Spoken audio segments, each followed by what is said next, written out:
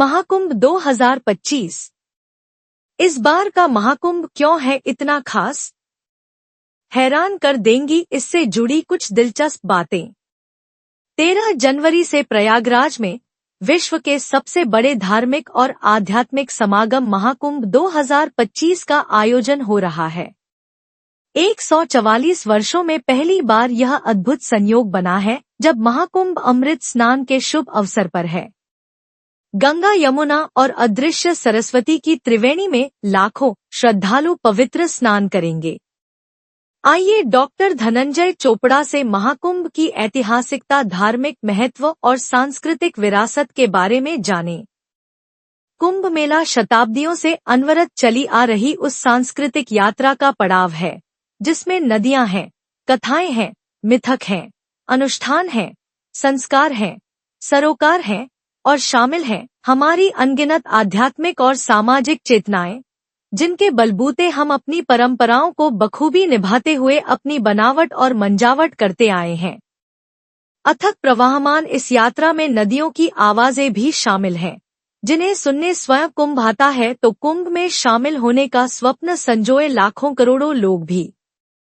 इस अद्भुत, अप्रतिम, अलौकिक यात्रा में शामिल होता है 12 वर्ष का इंतजार, पवित्र नदियों के पुण्य तट, नक्षत्रों की विशेष स्थिति, विशेष स्नान पर्वों की धमक, साधु संतों की जुटान, धर्म आकाश के सभी सितारे और उनका वैभव, कल्पवासियों की आकांक्षाएं और देखते ही देखते दुनिया के सबसे बड़े अस्थायी नगर का बस जाना।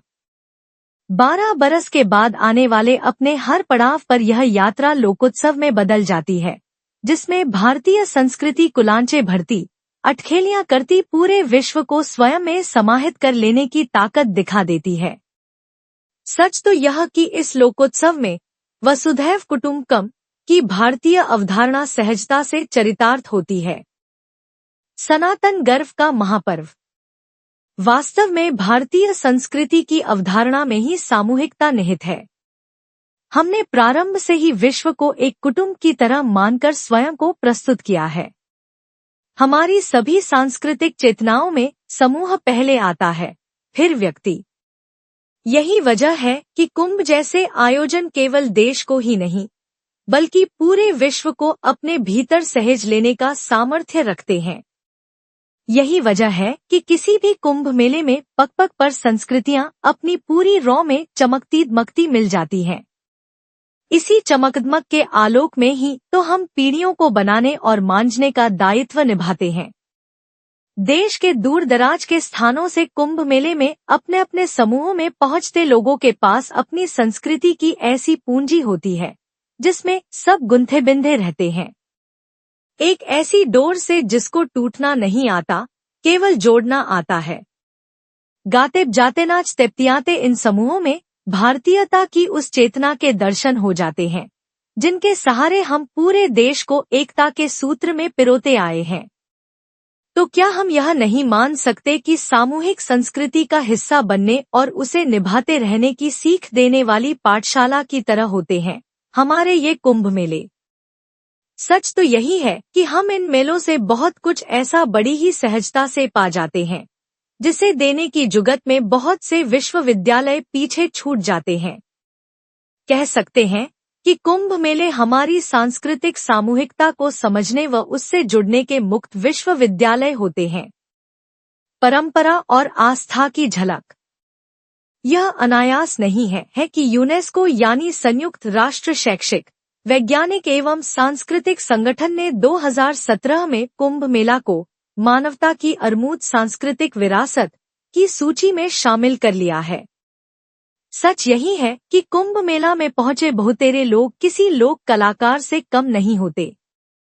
हर किसी को अपनी विरासत में बहुत कुछ ऐसा मिला होता है जो खुशियों के कुंभ के रूप में यहाँ फूट पड़ता है। कह तो यह भी सकते हैं कि यहाँ पहुँचते ही विरासत में मिली संस्कृतियाँ बिखर जाती हैं, अन्य लोक संस्कृतियों के साथ मिलकर किलोल करने, अटखेलियां करने के लिए, और सब के सब बहुरंगी लोकरंग में झूम उठते हैं। अपनी अपनी बोली बानी में लोकगीतों के स्वरों को एक लयताल में बह जाने देते हैं लोग। कोई किसी की लय में झूमता नजर आता है तो कोई किसी की धुन गुनगुनाता मिल जाता है। कभी संगम की रेती पर विदेश से पहुंचे लोगों को गाते नाचते देखिए तो यह मत समझिएगा कि वे नदी के तट पर किसी इंटरनेट मीडिया पर अपलोड करने के लिए कोई वीडियो शूट कर रहे हैं, बल्कि यह अनुभव करिएगा कि वे अपनी सुरलताल को हमारी सामूहिक संस्कृति की विरासत का हिस्सा बनाना चाहते हैं। ऐसा मैं इसलिए कह पा रहा हूँ कि मैंने देखा है कुंभ में पूरब, पश्चिम, उत्तर, दक्षिण का भेद मिटते हुए। और यही वह बात है जो कुंभ को वैश्विक बनाती है। साथ जाएगी परंपरा की थाती। इस बात से भी इनकार नहीं किया जा सकता है कि देश दुनिया के लोग अपने रहन-सहन, सोच विचार, रीति रिवाज, संस्कार सरोकार, आचार व्यवहार की भरीपूरी थाती लेकर कुंभ मेले में शामिल होने आते हैं और यहाँ उसमें से बहुत कुछ बांटकर जगह बनाते हैं ताकि उसमें यहाँ से कुछ नया सहेज कर ले जा सकें। यही तो है स्वयं को नया कर लेने की जुगत। कुंभ मेला कल्पवास के रूप में हमें अपनी आध्यात्मिक, सामाजिक, मानसिक और शारीरिक चेतनाओं को तरोताजा करने की सांस्कृतिक प्रयोगशाला उपलब्ध कराता है। मैंने देखा है इन प्रयोगशालाओं में नए गीतों, नए आख्यानों, नई कथाओं और नए रूपकों को गढ़े जाते हुए, प्रस्तुत होते हुए और फिर पीछे आ रही पीढ़ियों के लिए सहेजे जाते हुए।